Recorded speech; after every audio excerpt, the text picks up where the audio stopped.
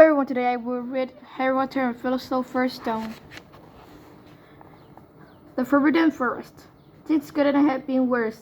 Filch took them down to Professor McGonagall's study on the first floor, where they sat and waited without saying a word to each other. Everyone was trembling excuses. Alibis and wide cover-up stories chased each other around Harry's brain, each more feeble than the last.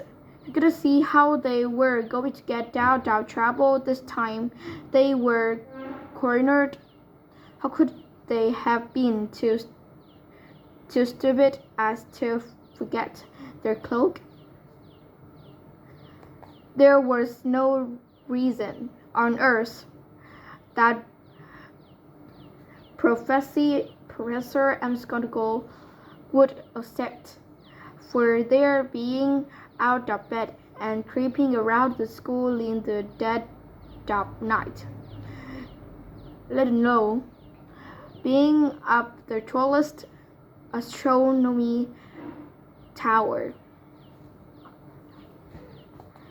which was out of bounds except for classes at Norbert and the invisibility cloak, and they might as well be packing their bags already had Harry thought that things couldn't have been worse. He was wrong. When Professor McGonagall appeared, she was leading Neville. Harry never burst out the moment he saw the other two. I was trying to find you to warn you. I heard Malfoy saying he was going to catch you. He said you had a drag.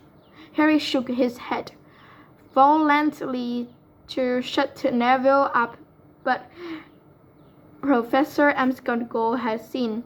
She looked more likely to breathe fire than Norbert as she towered over the three of them. I would never have believed it of any of you. Mr. Filch says you were up the astronomy tower. It's 1 o'clock in the morning. Explain yourselves. It was the first time Hermione had ever failed to answer a teacher's question. She was storing at her slippers. I still last a statue. I think I've got a good idea of what's been going on, said Professor McGonagall. It doesn't take a genius to work it out. You fed Draco Malfoy some coke and bull story about a dragon trying to get him up down bed and into trouble. I've already copped him. I suppose you think it's funny that Lauren Barn here heard the story and believed it too. Harry caught Neville's eye and tried to tell him without words that this weren't true, because Neville was looking stunned and hurt. Poor, blundering Neville. Harry knew what it must have caused him to try and find them in the dark, to warn them.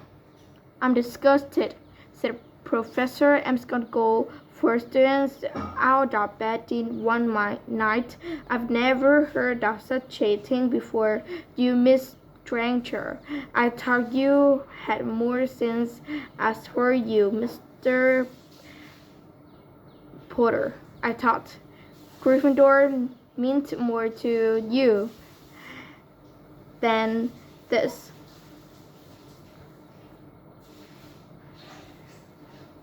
All three of you will receive detentions.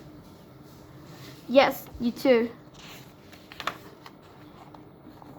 Mr. Longbottom, nothing gives you the right to walk around school at night, especially these days. It's very dangerous, and 50 points will be taken from Gryffindor. 50, Harry gasped. They would lose the lead. The lead he'd won in their last Quidditch match. 50 points each, said Professor McGonagall, breathing heavily through her long-pointed nose. Professor, please, you can't. Don't tell me what I can and can't do, Potter. Now get back to bed, all of you. I've never been more ashamed of Gryffindor students. 150 points lost. That put Gryffindor in last place. In one night, I ran any chance Gryffindor had for the House Cup. Harry felt as though the barn had dropped out of his stomach. How could they ever make up for this? Harry didn't sleep all night. He could hear Neville sobbing into his pillow for what seemed like hours. Harry couldn't think of anything to say to comfort him.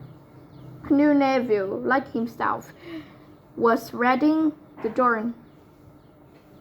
What would happen when the rest of Gryffindor found out what they'd done? At first, Gryffindors passing the giant hourglasses that recorded the houseboys next day thought treat been a mistake. How could they suddenly have 150 points fewer than yesterday? And then the story started to spread.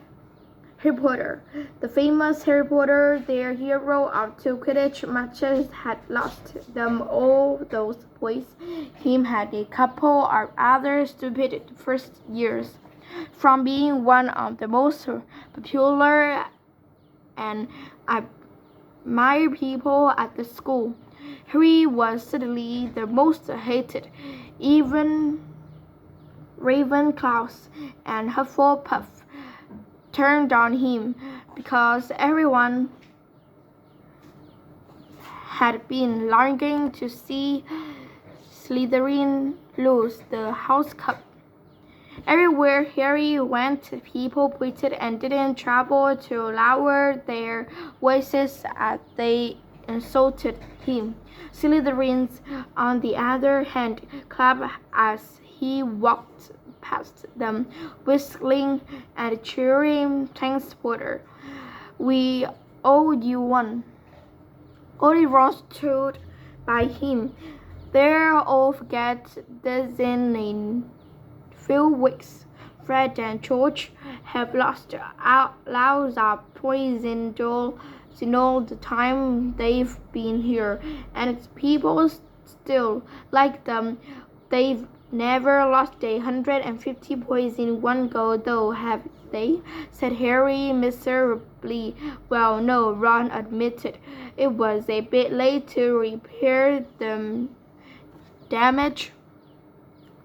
But Harry swore to himself not to meddle in things that weren't his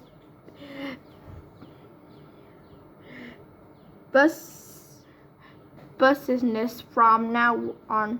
He had dealt with sneaking around the spying.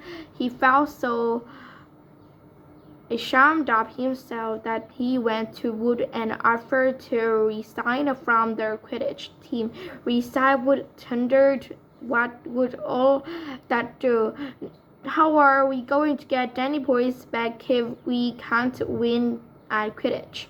But even Quidditch had lost its fun. The rest of the team wouldn't speak to Harry during practice, and if they had to speak about him, they called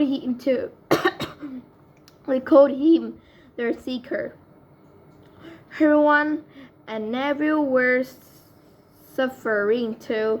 They didn't have as bad a time as Harry because they weren't as well.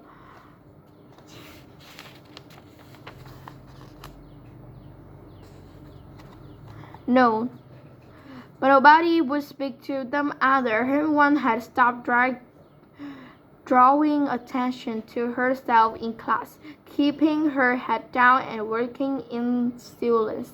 Harry was almost glad that the exams weren't too far away. All the revision he had to do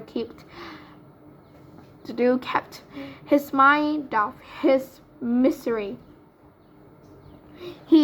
Ron and everyone kept to themselves working late into the night trying to remember the ingredients in complicated potions, learn charms and spells up by heart, memorize the days of magical discoveries and goblin rebellions. Then about a week before the exams were due to start, Harry's full resolution not to interfere in anything that didn't concern him was put to an unexpected test. Walking back from the library on his own one afternoon, he heard somebody whimpering from a classroom up ahead. As he drew closer, he heard Quirrell's voice. No, not again, please. It sounded as though someone was threatening him. Harry moved closer. All right, he heard Quirrell shout. Next second, Quirrell came hurrying out of the classroom, straightening her turban. He was Paul, and looked as though he was about to cry. He strode out of sight. Harry didn't think Quirrell had even noticed him. He waited until Quirrell's footsteps had disappeared, then peered into the classroom. It was empty, but the door stood ajar. At the other end, Harry was halfway towards it before he remembered what he'd promised himself about not meddling. All the same, he'd have scrambled 12 philosopher's stones that Snap had just left the room, and from what Harry had just heard, Snap would be walking with a new spring in his step. Quirrell seemed to have given in at last. Harry went back to the library where everyone was dating Ron on astronomy. Harry told them what he'd heard. Snap's done it then, said Ron. If Quirrell told him how to break his anti-dark force spell, it's still fluffy though, said everyone.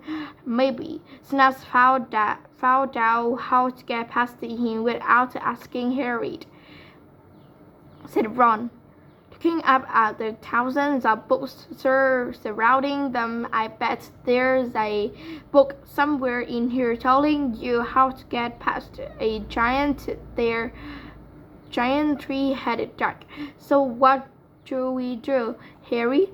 The light of adventure was kindling again in Ron's eyes, but everyone answered before Harry could go to Dumbledore. That's what we should have done ages ago. If we try anything with ourselves, we'll be thrown out for sure. But we've got no proof, said Harry. Quirrell's too scared to back us up. Snap's only got to say he doesn't know how the troll got in at Halloween and that he was nowhere near the third floor. Who do you think they are, believe him or Russ? It's not exactly a secret. We hate him. Dumbledore think we made it up to get him checked. Filch wouldn't help us if his life depended on it. He's too friendly with Snap, and the more students get thrown out, the better he'll think. And don't forget, we're not supposed to know about the stone or Fluffy. That'll take a lot of explaining.